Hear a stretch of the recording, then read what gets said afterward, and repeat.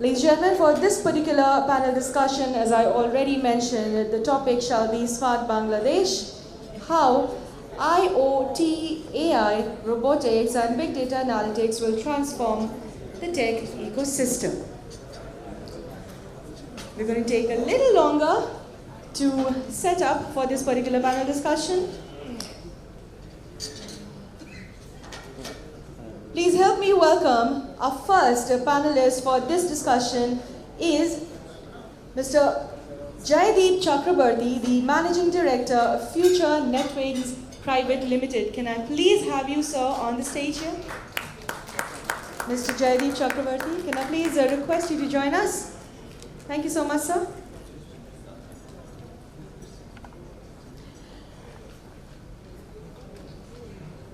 Moving ahead, please help me welcome the CTO of Fiber at Home, Mr. Shumon Ahmed Sabir, on the dais over here. Can I please have you, sir, joining us? A round of applause, ladies and gentlemen, as we welcome him. I'm equally happy to welcome our next panelist for this session, the Chairman of Unilever Consumer Care and Chief Advisor of the Crown Cement Group, Mr. Masood Khan. A round of applause as he joins us on the stage here. Also, please help me welcome the moderator for this session, the ex-MD Ericsson Global Services and keynote speaker, Mr. Amitabh Ray. Ladies and gentlemen, please help me welcome our moderator for this session. Thank you, sir, for joining us, and I would now request you to kindly take the session forward. Such a kind gesture. Thank you, sir. Thank you very much, Shubhashkunda, Shabalke. Wonderful topic, and it's a privilege and honor to be moderator with such a wonderful and knowledgeable panel. I'm sure over the next 30 minutes or so, you will all enjoy the rich knowledge these gentlemen are going to share with you. It's a very vast topic actually. I don't know where to start, where to end, but I think this will give you a very good exposure to what is happening all around in technology, especially here in Bangladesh, right? So we are talking about how IoT, robotics, big data, analytics, and all the technology you can think of are going to change our life going forward. And all the wonderful things can happen inside our society with the help of this. I would not take much time. I request my panelists to talk and share their thoughts. My job is here to just be the Sutrokar and then just to see that how we can bring some quality discussion out here. I think what is important as an introduction of the topic is the convergence of all these technologies. If you just look at any of this technology in isolation, if they're a power of 10, I think if you look at convergence, it's not then power of 40 or something like that, because we are talking about 4 different technologies. It's power of 1,000. Okay, how each of these, we will talk about IoT, so the small sensors which people are using in various things today as the Internet of Things devices are going to make real change to the even farmers. Jaideep and I was talking some time back, and then we discussed that farming is the largest sector in terms of people engaged, and it's not about in Bangladesh. And this is what I talk to my colleagues. They are running some startups around this in India as well. Biggest sector in terms of manpower engaged, and the least in terms of technological impact so far happened, I would say. The vast part of our GDP of every country comes from this area, but the technology penetration is the least. So there is a huge, huge opportunity. All of these are just upside. You talk about wearable devices, right? A lot of you are using, small bands, armbands, and then those are giving you the real-time feedback in terms of your health. You are going to do exercise, you are wearing those, all the smartwatches. A very good example of a device which can actually interact on a real-time basis. Other thing, what big data analytics, IOT devices, robotics, and all these technologies we are talking about can transform not the tech industry but the smart cities. Here in Bangladesh, like a lot of initiatives government are talking about in terms of how to implement smart cities. You will see some example perhaps will come from our panel members. Okay, in terms of traffic management, waste management, there's plenty of areas where we can really work and think of how it can,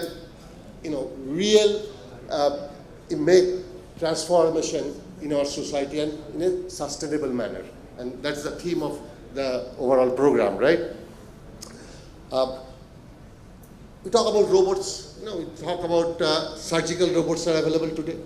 Robots are being used in manufacturing, in a lot of factories, increasing the productivity, and then how we can take advantage here in this country to usage of those robotics to enhance the productivity and do better things. One thing I'd like to say here, like there is a misconception that AI is going to reduce the number of jobs and all. I can guarantee you that it will never do that. It will increase more jobs.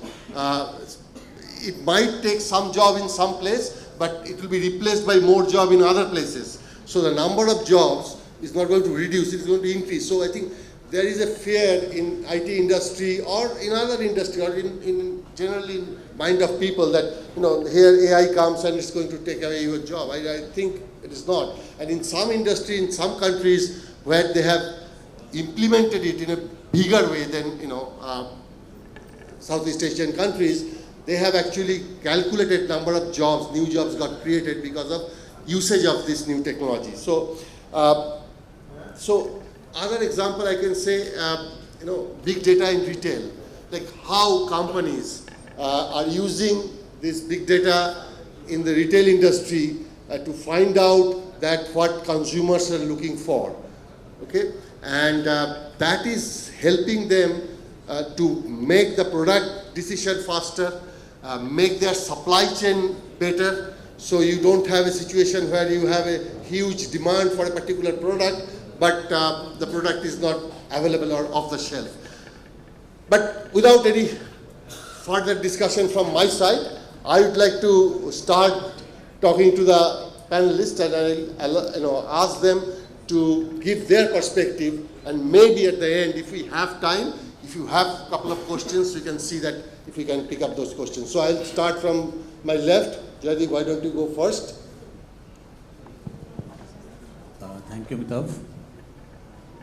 Good start to a very interesting subject. Well, I think let me start with what you picked up first, which is the farming, because very relevant for this part of the world. So for Bangladesh, I think 3/4 of the country is in the rural areas indulged in farming, and I think if I'm not wrong, around 15% of Bangladesh's GDP comes from agriculture. Now, and you touched upon one more important point, I think, which is a common misconception that AI will come in and take away jobs. Now, let's park that for some time. Let's look at a situation where this explosive combination of AI, IOT, your robotics can actually enhance the production and of an entire process, may it be manufacturing, may it be farming.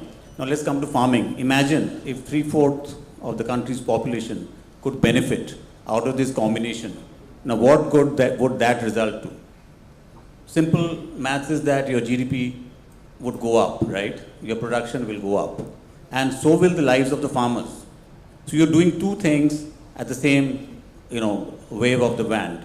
One is you are touching the lives of the farmers, which is a very, very critical part of any mission which a country takes, right?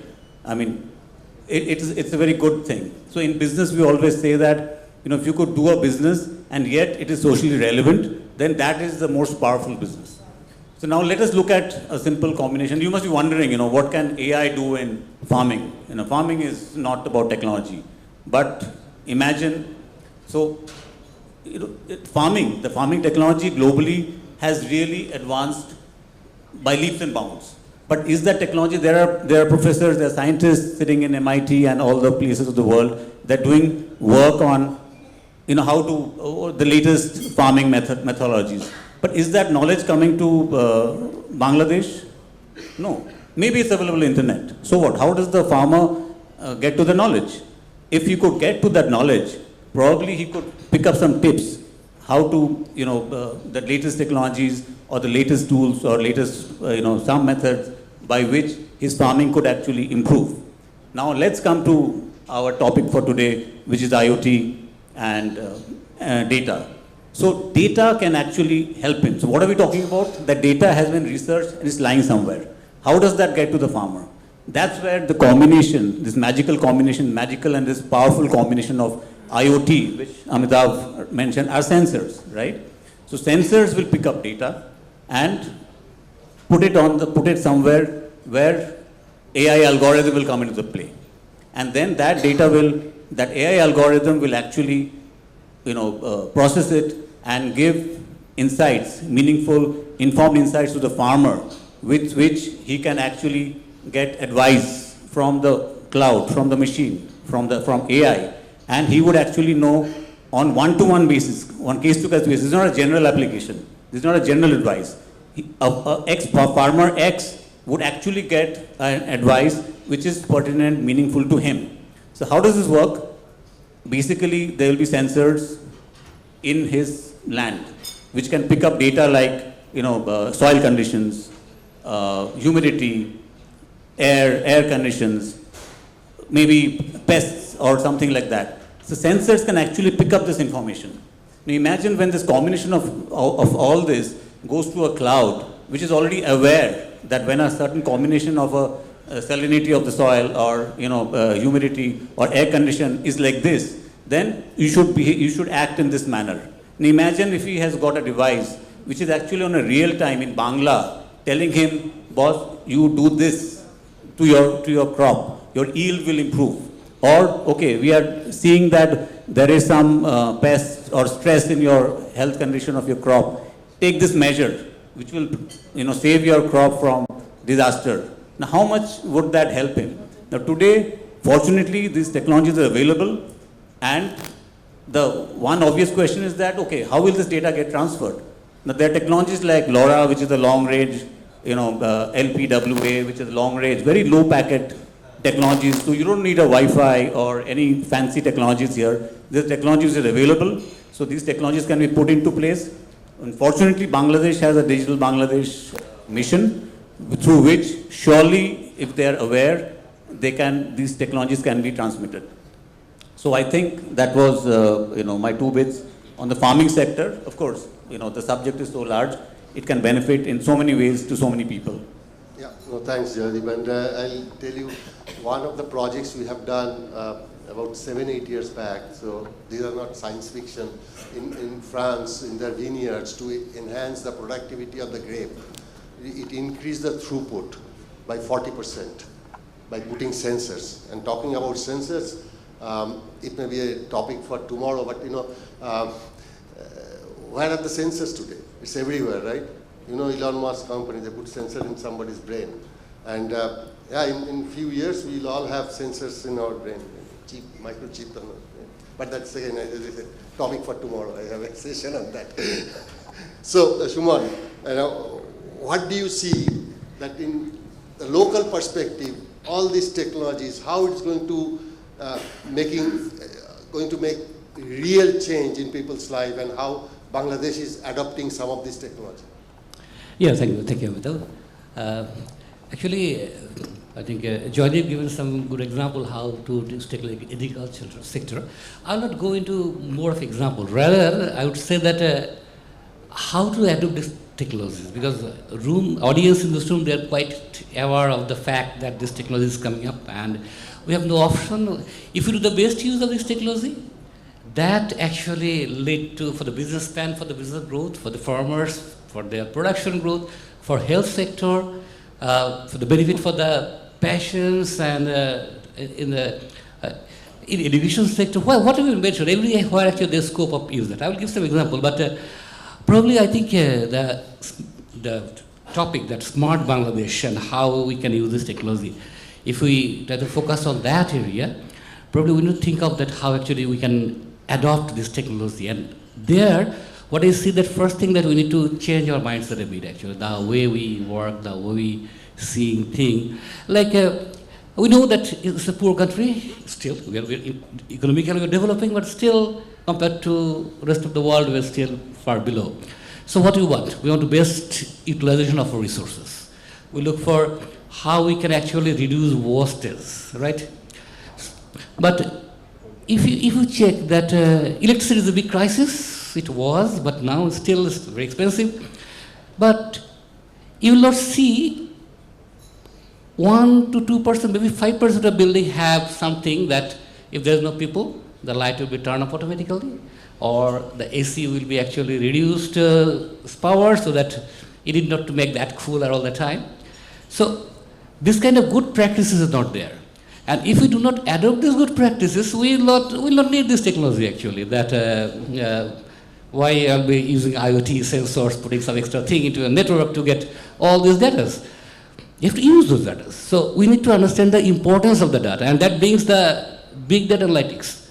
And biggest challenge for big data analytics in Bangladesh in present context, what I see that we have a lot of data, every organization has a lot of data, but the development we have made so far is silo-based. The small software here, small software for another purpose, and the database are different, and it's very hard to correlate among those data as well. So if you really want to apply technology like big data analytics, you need structured data so that you can convert that data into information.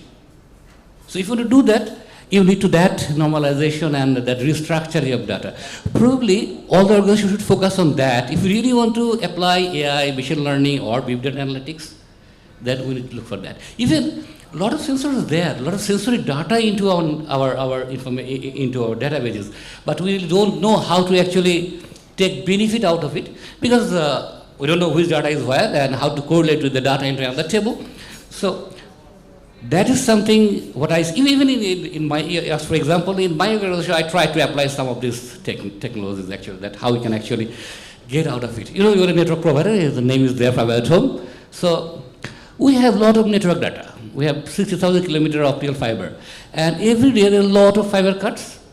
And there's a lot of incidents happen that to the power loss due to bend or age of the fiber, due to little in overhead cases, if there's a wind blowing, the cyclone is coming, and we are all scared that what is going to happen in our network. But all the data is in our database. We need to find a way out so that we can predict something. Okay, if this happened, and at what speed the cyclone gone, that how much impact would be, then what are the more vulnerable parts of the network, and what will be the power situation there. So all the data are there. We have history of database. Like in the COVID time, we see a paradigm shift of data traffic, network traffic in all the countries. Cities are becoming empty, the remote cities become useful. So that is a change. If this is coming, we'll see a shift in the network traffic, because people from big cities will go to the small cities. And there will be huge demand in the small cities, and demand will be reduced in the big cities. So you need a kind of predictive mechanism. We have data. So these are well-known things, but there are something come every 5 years. T20 World Cup is coming up in 15 days in USA. And that will lead to impact on all our network data. Well. Yeah. Oh, last two matches I don't want to comment on that actually, of the performance of the Bangladesh team. So,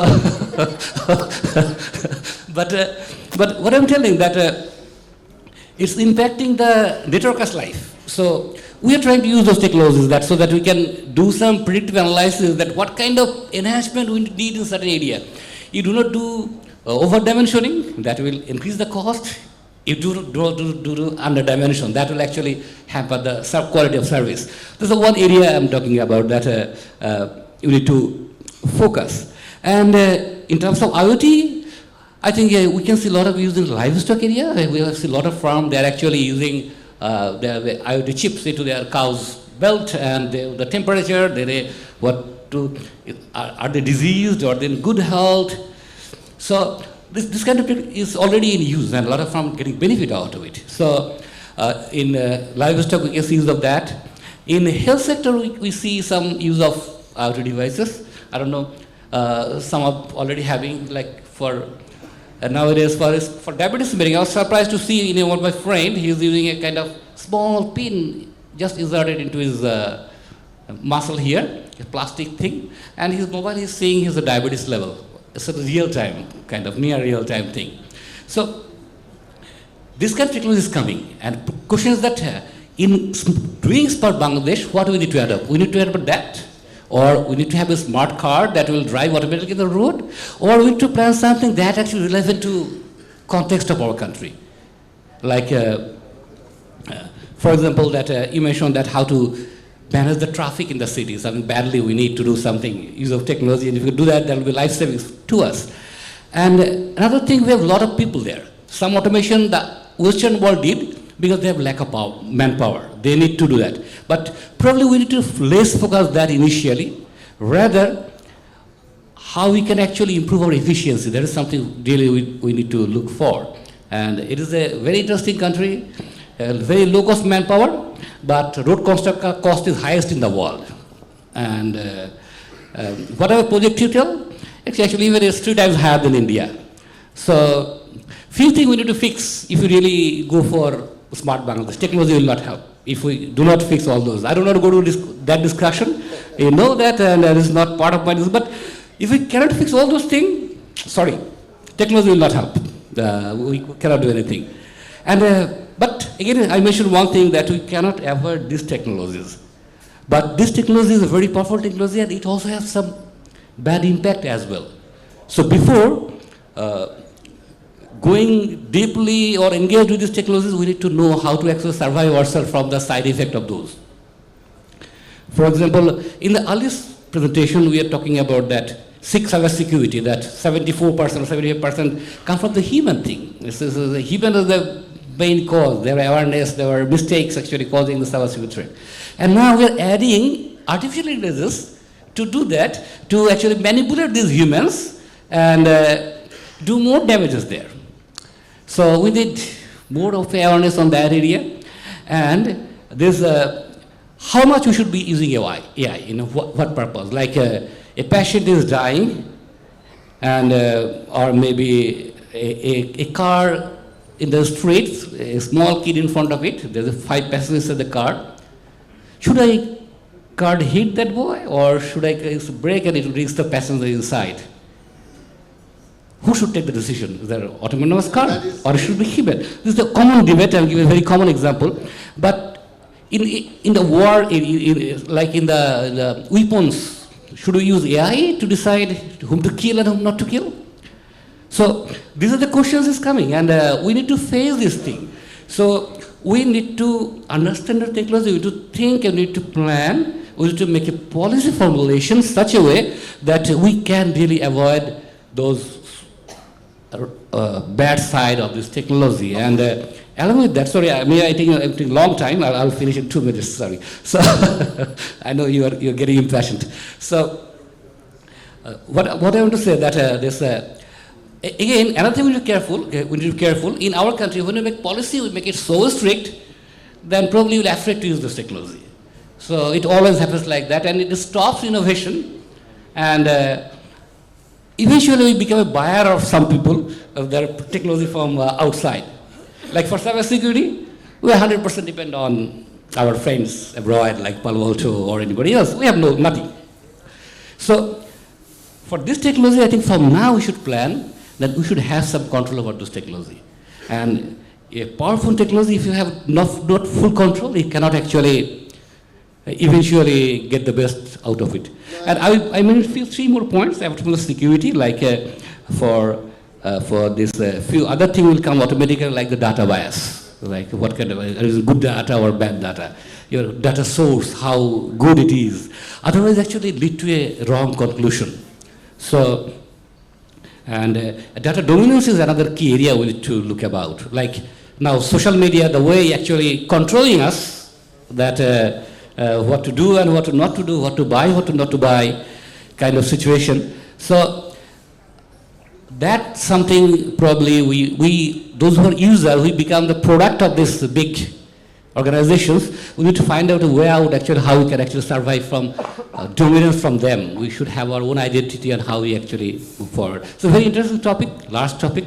Probably I try to cover some. Thank you very much. I know the time is less, so but you have touched upon a lot of interesting area in terms of that we have a lot of data, so that can be utilized. You touched upon a little bit on what we call it ethical, usage of AI, right?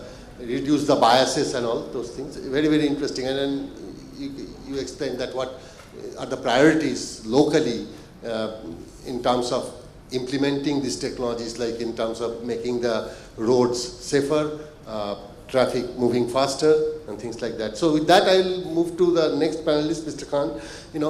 What are your take on this technology and how it can help in terms of smart Bangladesh? I know government has a lot of plan going forward.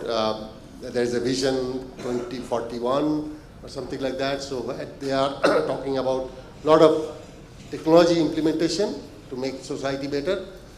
What do you see from your perspective?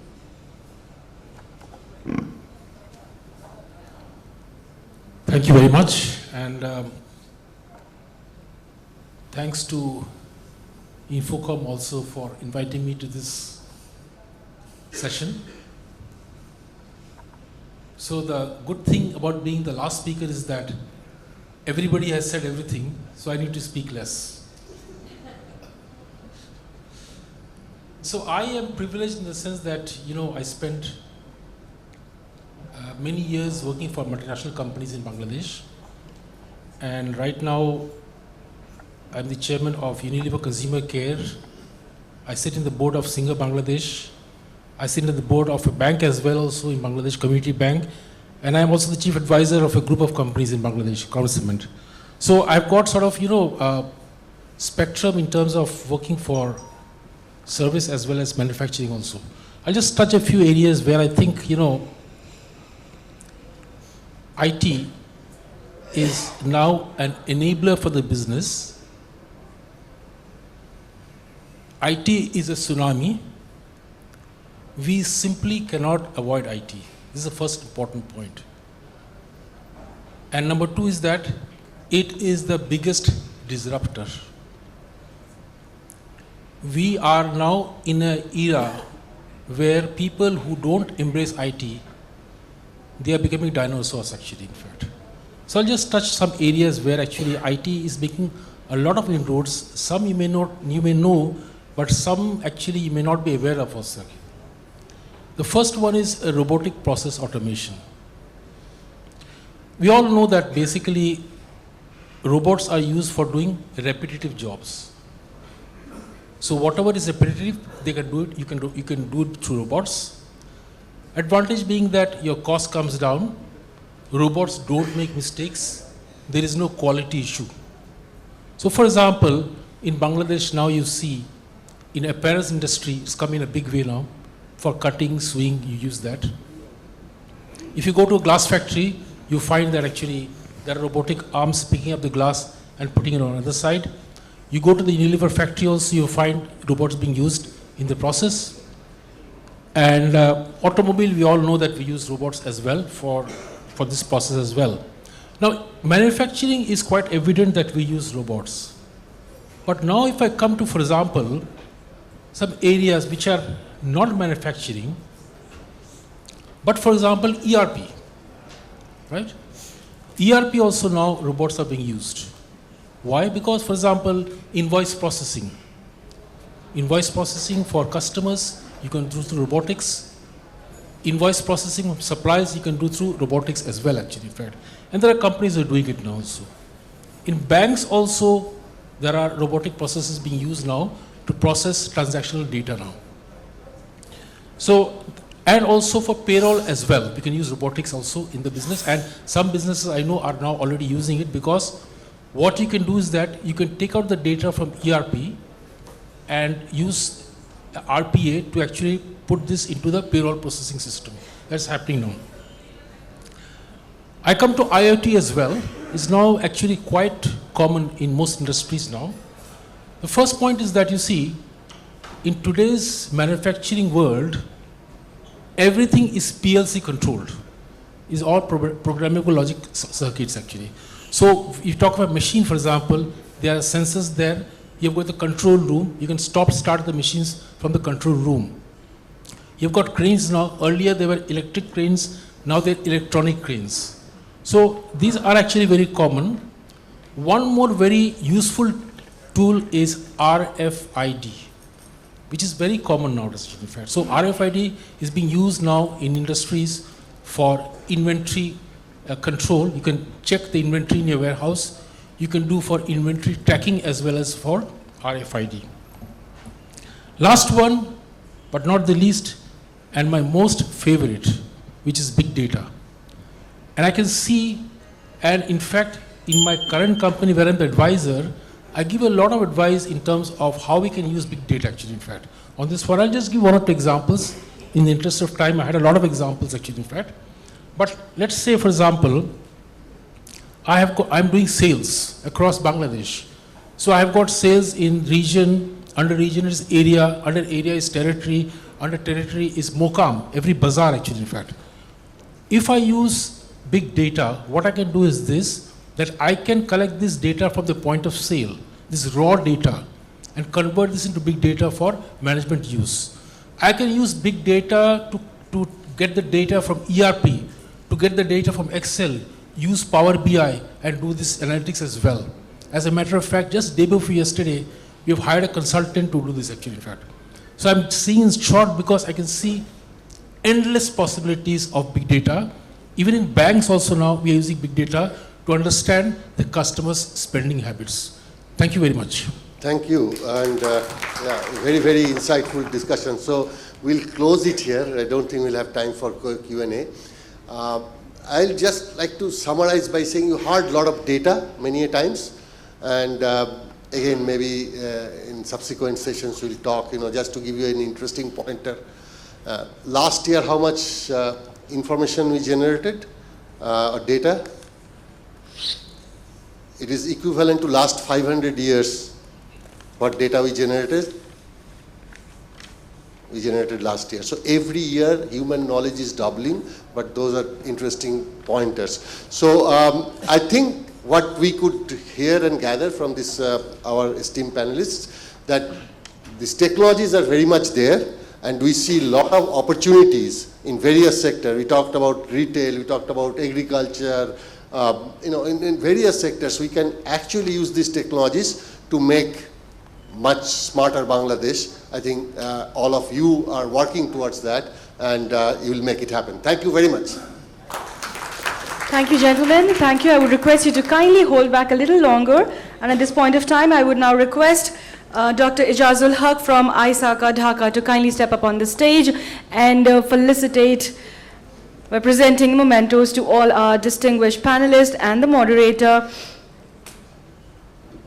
I would request him to kindly felicitate Mr. Masood Khan, the Chairman, Unilever Consumer Care and the Chief Advisor, Crown Cement Group. A round of applause, ladies and gentlemen. I would also request Mr. Haq to kindly felicitate the CTO of Fiber at Home, Mr. Shumon Ahmed Sabir, and also the Managing Director of Future Netwings Private Limited, Mr. Jaideep Chakraborty. And of course, to our moderator, Mr. Amitabh Ray, ex-MD Ericsson Global Services and keynote speaker as well.